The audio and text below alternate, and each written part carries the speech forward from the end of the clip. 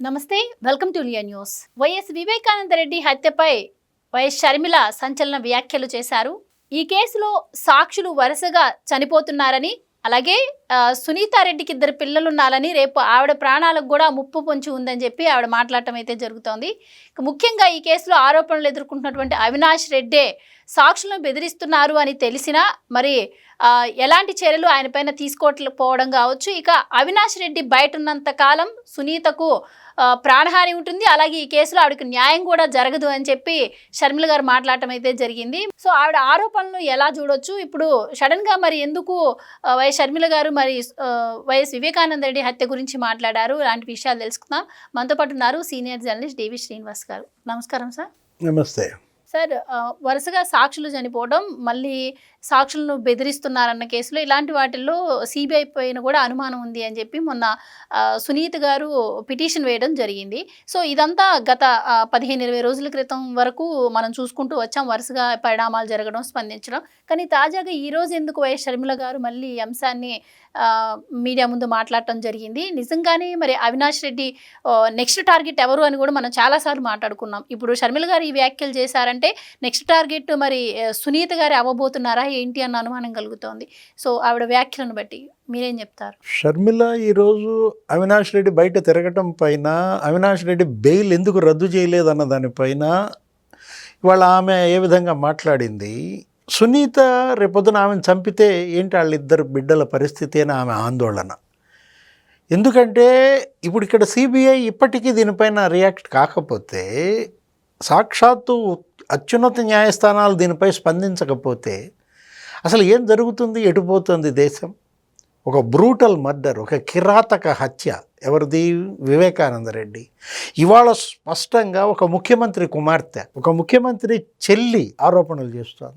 ఇంకా అతను బెయిల్ ఎందుకు రద్దు చేయటం లేదు అంటే, అతను బెయిల్పై ఉండి సాక్షుల్ని ప్రభావితం చేయడమే కాదు, అధికారులను భయపెడుతున్నాడని. ఇప్పుడు ఆ కేసులో A8 అవినాష్ రెడ్డి అవునా కాదా? A7 అవినాష్ రెడ్డి తండ్రి భాస్కర్ రెడ్డిని అరెస్ట్ చేశారా లేదా? జైల్లో పెట్టారా లేదా? ఇప్పుడు A8 మరి ఆ రోజు అదే అవినాష్ రెడ్డి అరెస్ట్ చేయడానికి సిబిఐ వెళ్ళినప్పుడు తల్లి అనారోగ్యం, గుండెపోటు అని చెప్పి కర్నూలు హాస్పిటల్లో ఆమెను పెట్టి వేలాది మంది హాస్పిటల్ చుట్టూతా మోహరించి 3 రోజులు సిబిఐ అక్కడ గెస్ట్ హౌస్లో ఉన్నా అతను అరెస్ట్ చేయలేని పరిస్థితి. అప్పుడంటే ముఖ్యమంత్రిగా జగన్మోహన్ రెడ్డి ఉన్నాడు. అప్పుడు జగన్మోహన్ రెడ్డి ముఖ్యమంత్రిగా పోలీస్ అప్పుడు ఎస్పీ చేతులు ఎత్తేసాడు. లా అండ్ ఆర్డర్ నేను నా చేతుల్లో ఉండదు అన్నాడు. అంటే ఒక హంతకుడిని కాపాడేవాడిని అరెస్ట్ చేయటానికి అధికారులు వస్తే, అరెస్ట్ చేస్తే శాంతి భద్రతలు కాపాడలేమంటే, ఇప్పుడు అతనికి ఏదో టెక్నికల్ బెయిల్ ఇచ్చినట్టుగా చూపించి అరెస్ట్ రాంచుకోవటం. నిన్నగాక మొన్న వివేక పిఏ కృష్ణారెడ్డి ఒక తప్పుడు కేసు పెట్టడమే కాదు, అసలు సిబిఐ ఎస్పీ రామ్ సింగ్ తనని చిత్రహింసలు పెట్టాడని, 4 రోజులు ఢిల్లీలో నిర్బంధించాడని, అన్నీ కట్టుకథలే. అసలు రామ్ సింగ్ అతన్ని విచారణ చేయలేదని, అతన్ని విచారణ చేసింది ఎవరో మీనా అనే ఒక ఇన్స్పెక్టర్. అది కూడా హిందీ కోసం ఒక సిఆర్పిఎఫ్ కానిస్టేబుల్ని ఎవరినో అతన్ని అక్కడ పెట్టుకున్నారని దుబాసీగా. అంటే కృష్ణారెడ్డి తప్పుడు కేసు పెట్టడమే కాదు, అసలు కృష్ణారెడ్డితో ఆ తప్పుడు కేసు పెట్టించింది ఎవరు? ఒక పక్క దస్తగిరి కూడా మొన్న వెళ్ళి కోర్టుకి పెట్టుకున్నారు కదా. అంటే సునీత భర్త తనను బెదిరిస్తున్నారని కృష్ణారెడ్డి అన్నాడంటే, ఇప్పుడు ఆ కృష్ణారెడ్డికి మీరు నోటీస్ ఇచ్చి వదిలేస్తారా? ఇప్పుడు ఆ రోజు వర్ధంతి, 6వ వర్ధంతి, ఇప్పటికి అతను చనిపోయి ఇప్పుడు హత్య జరిగి 6 ఏళ్ళు. ఒకటే అడిగింది సునీత, ఏమని? శిక్ష మాకు పడ్డట్టుంది కానీ హంతకులకు పడ్డట్టుగా లేదు, ఒకడు తప్ప హంతకులంతా స్వేచ్ఛగా బయట తిరుగుతున్నారని. ఇవాళ షర్మిల అదే చెప్పింది కదా. అసలు వరుస పెట్టి నీకు అనుమానాస్పద మరణాలు, ఎవరైతే సిబిఐకి వాంగ్మూలం ఇచ్చారో వాళ్ళందరూ చనిపోవడం ఏంటి? 6 ఏళ్లలో 6 ఎలా చనిపోయారు? ఒకడేమో కూల్ డ్రింక్లో విషపు గుళికలు కలుపుకొని చనిపోయాడు, సూయిసైడ్ నోట్. ఆ సూయిసైడ్ నోట్లో 2 చేతి రాతలు. ఒకడేమో సిబిఐకి వాంగ్మూలం ఇచ్చాడు, ఈ నేరాన్ని తన మీద వేసుకుంటే 10 కోట్లు ఇస్తానన్నాడు దేవిరెడ్డి శివశంకర్ రెడ్డి అని చెప్పాడు. అలాంటాడు మరుసటి రోజు అడ్డం తిరిగాడు, చచ్చిపోయాడు.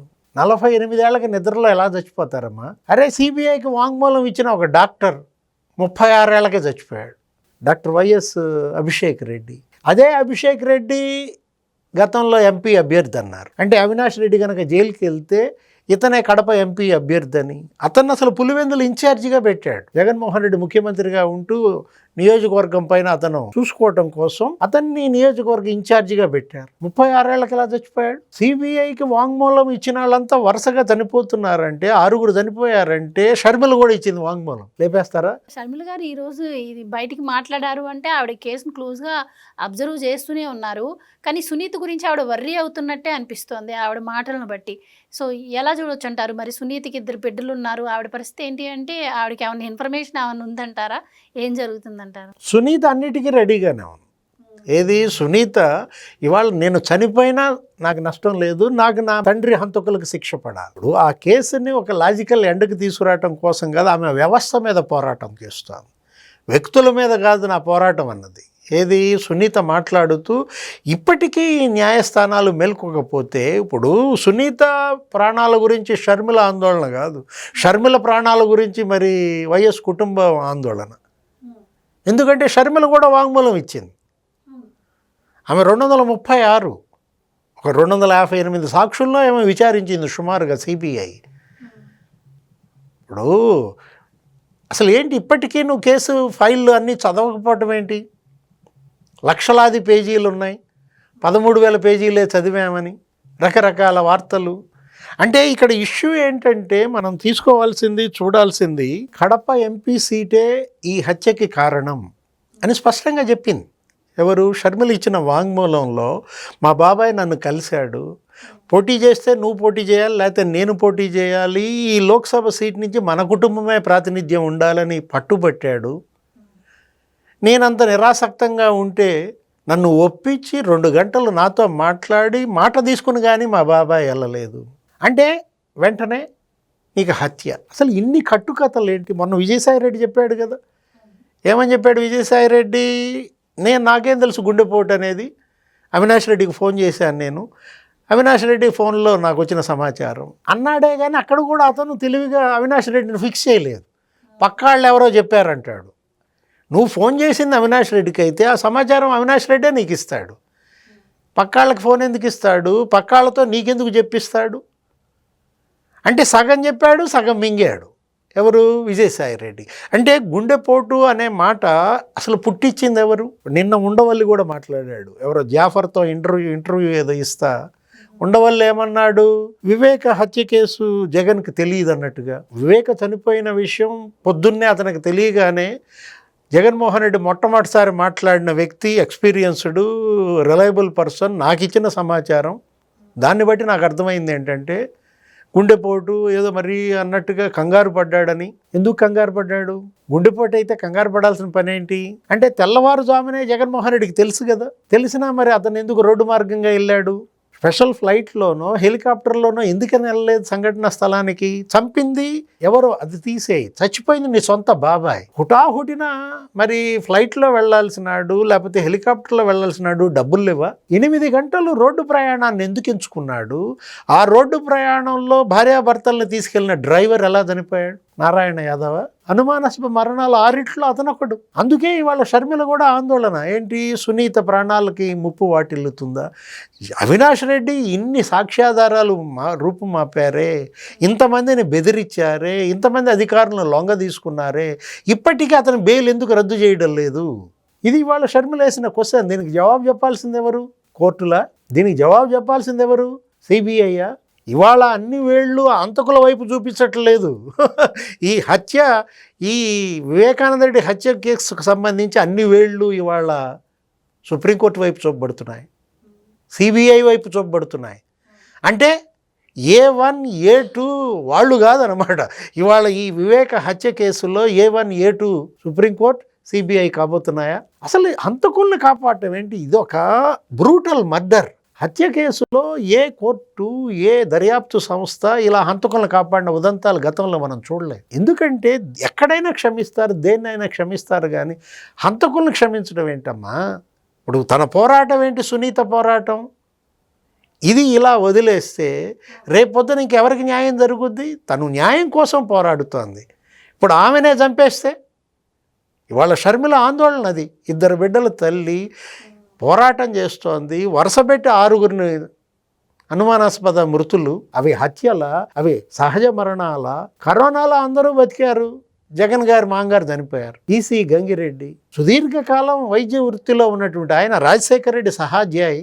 ఈసీ గంగిరెడ్డి మరణం పైన అనుమానాలు, మీడియాలో కథనాలు మనం చూస్తున్న నేపథ్యంలో కరోనా విజయసాయి రెడ్డికి వచ్చింది, కరోనా బొత్స సత్యనారాయణకి వచ్చింది, కరోనా వెల్లంపల్లి శ్రీనివాస్కి వచ్చింది. వీళ్ళంతా వచ్చారు హైదరాబాద్ అపోలో హాస్పిటల్లో ట్రీట్మెంట్. వీళ్ళందరికీ వీళ్ళు ఎలా బతికారు, ఈసీ గంగిరెడ్డి ఎలా చనిపోయాడు అంటే ఇక్కడ అన్ని వేళ్ళు గతంలో జగన్మోహన్ రెడ్డి వైపు చూపబడ్డాయి. జగన్మోహన్ రెడ్డి ఎందుకు అవినాష్ రెడ్డిని వెనకేసుకొస్తున్నాడు, భాస్కర్ రెడ్డిని అవినాష్ రెడ్డిని కాపాడటం కోసం సొంత వాళ్ళనే ఎందుకు వదిలేసుకున్నాడు? ఇవాళ షర్మిల పోరాటం, సునీత పోరాటం అదే కదా.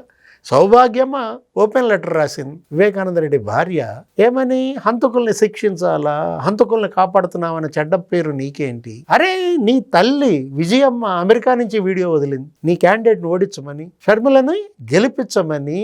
అంటే అవినాష్ రెడ్డిని ఓడించమని విజయమ్మ ఎందుకు పిలిపించింది? నిజంగా అవినాష్ రెడ్డి జనాన్ని అయితే, అతనికి హత్యతో ఏ సంబంధం లేకపోతే, అవినాష్ రెడ్డి కోసం జగన్మోహన్ రెడ్డి తన రాజకీయ జీవితాన్నే సూసైడ్ చేసుకుంటున్న పరిస్థితి. ఇప్పటికైనా అత్యున్నత న్యాయస్థానం దీనిపైన దృష్టి పెట్టాలి.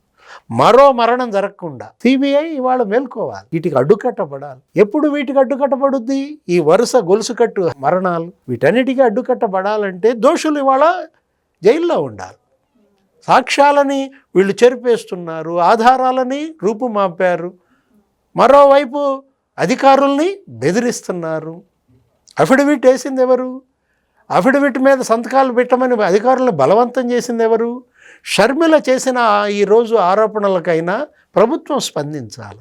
రాష్ట్ర ప్రభుత్వం తక్షణం దీనిపైన విచారణ జరిపించాలి. కేంద్ర రాష్ట్ర ప్రభుత్వాలు ఇప్పటికైనా ఒక మాట మీదకు వచ్చి ఈ కేసును కనుక నిగ్గుదేల్చకపోతే ప్రజలకు నమ్మకం ఉండదు. వ్యవస్థ ఇవాళ వ్యవస్థ మీద నమ్మకం అదొక ప్రశ్నార్థకంగా మారిన పరిస్థితుల్లో ఆ నమ్మకాన్ని నిలబెట్టుకోవాల్సిన బాధ్యత కూడా వ్యవస్థ పైనే ఉంది. Right sir, thank you so much sir. Please subscribe to Leo news for more videos.